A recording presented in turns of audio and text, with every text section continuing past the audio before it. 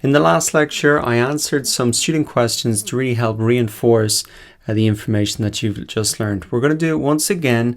This time the questions are a little bit more challenging and really situations when people with maybe who've had sites up and running are experiencing. So these might be questions that you'll be having a little bit further down the road, and you can really see how to deal with them through these questions. So let us really get straight into it here. I've got a question from Armand, a number of questions really, but I'm going to pick out some of the main points that I think are interesting here. So Armand's here has a local photography business, and he's wondering, for local search, I guess there's no point to target keywords which are under a certain search volume. So this is really a keyword research question, choosing your keywords. And he's asking really about, is there a point to answer keywords for local search that have maybe 20 searches or less? I think this is a great question. It really brings up, what is the, should it be 1,000 searches or more, or really how should you be thinking about this? Well, really what you should be thinking about is, how valuable would one of those visitors be? So if you can get 20 visitors to come to your website and rank number 1 for that, if each of those 20 people spend on average $150 per photography session, well then that's going to be extremely valuable to rank number 1. 20 multiplied by 150, that could be $3,000. That's how valuable it could be. So don't think about just the number of visitors. You've got to really think about, okay, well, how much does my service actually cost, and how many of those visitors on average actually convert into being a paying customer? And that can take a little bit of testing to do over time to figure that out. But think about the end result. $3,000, that could be a lot of money, and therefore it's definitely worth ranking for those keywords there. Now, moving down a little bit, Armin had another question which I think is interesting and which you might be thinking about. This is more in relation to link building now. So that question was in relation to keyword research, and this is in relation to link building. So Armin says that he has a Moz Pro account, and in the Moz Open Site Explorer, so if we remember that, we used this tool before to really assess the backlink profiles of our competitors, etc. And Armand is using it to really assess his own site. And he says, some of my strong backlinks don't show up. So he knows that he has backlinks from a few big organizations. They're not showing up in the Moz tool, and he's really wondering why. And what I said is, you got to keep in mind that Moz is a third-party tool, and they may not pick up all of your links. So these guys are not connected to your website. They maybe don't have as sophisticated a system as Google for finding links on all of the websites around the world.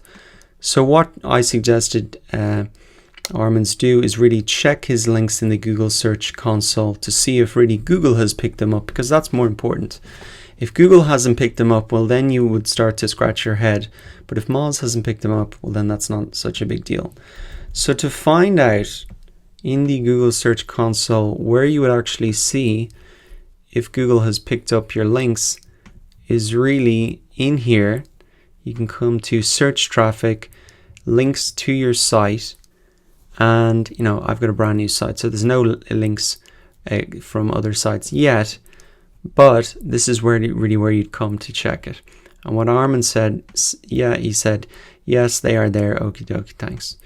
So those were two questions. One about the keyword research and the value of keywords, even if it's got a small amount of volume, and also the links, if they're not showing up in some of these tools, really to check them in the Google Search Console. Now that was the first question. Let us move on to the next one. Now here we have another question from John, and it's really about the backlinks once again.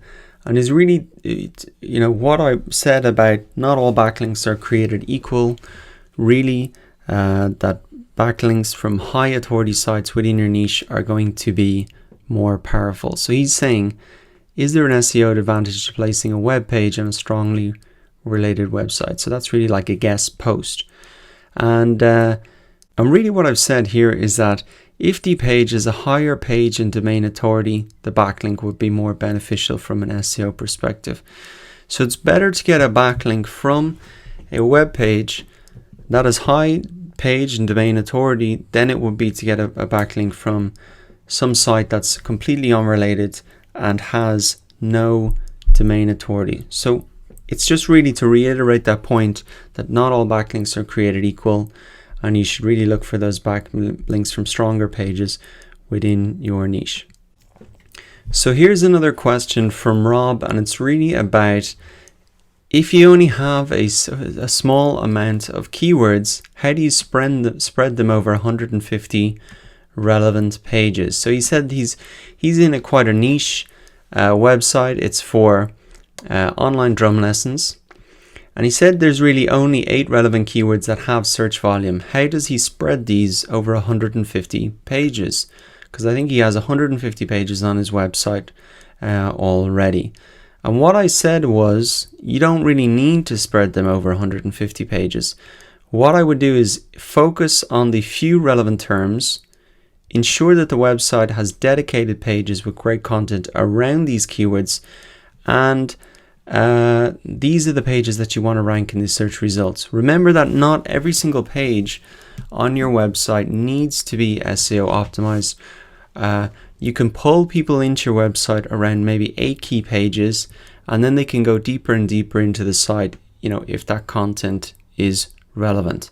So pull them into the site with those big pages, and then they can go deeper in.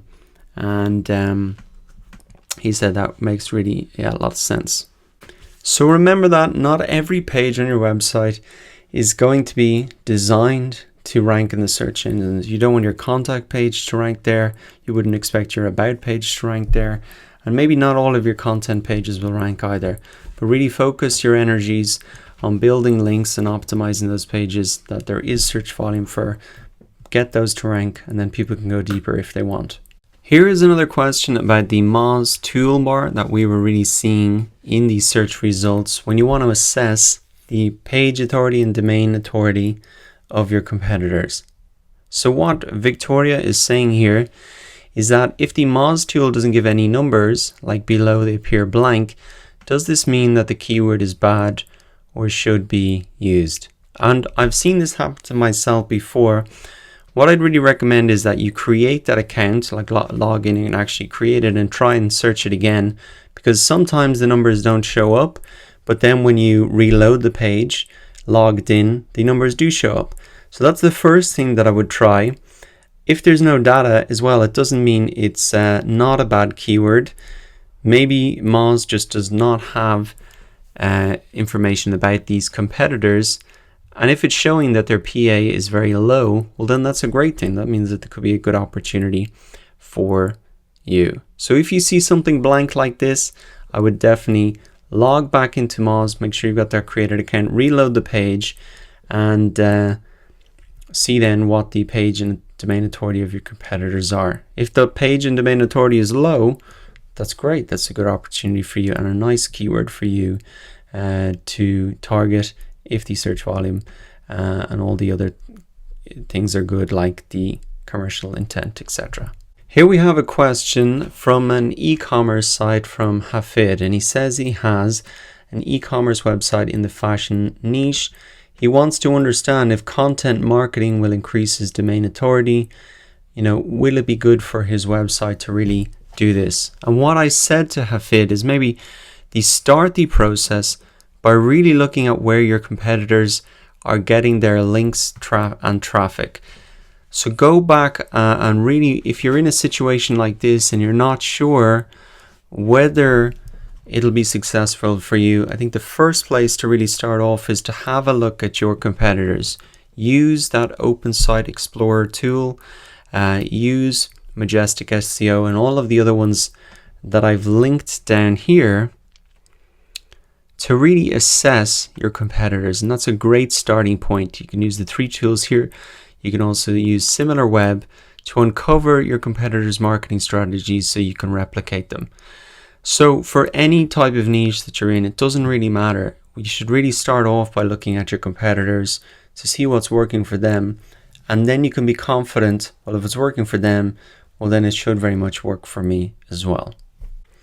So here we have another question about on-page optimization, and the question from Ali really is, are these tips only relevant for WordPress sites?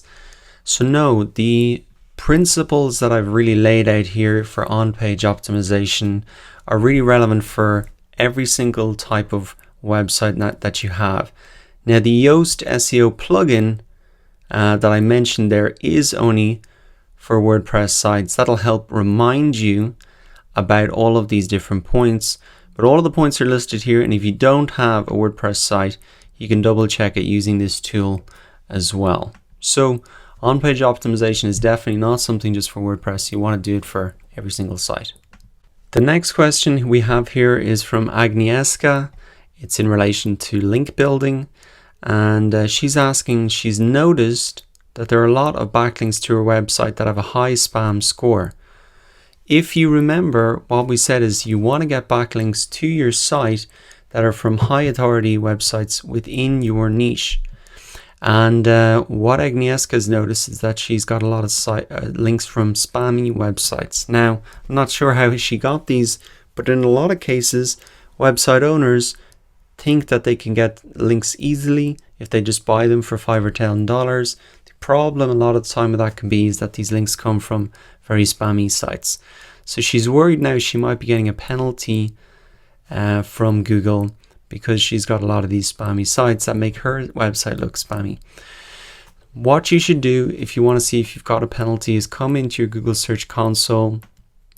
You'll get a notification here under security issues if there is anything. So that's what I advised her to do. The next thing that you can do is you can actually remove these bad links using the Google Disavow tool. Well, you don't actually remove them because they're on the other websites, but you can essentially ask Google to ignore those links using this tool. And you can just type this into Google Disavow.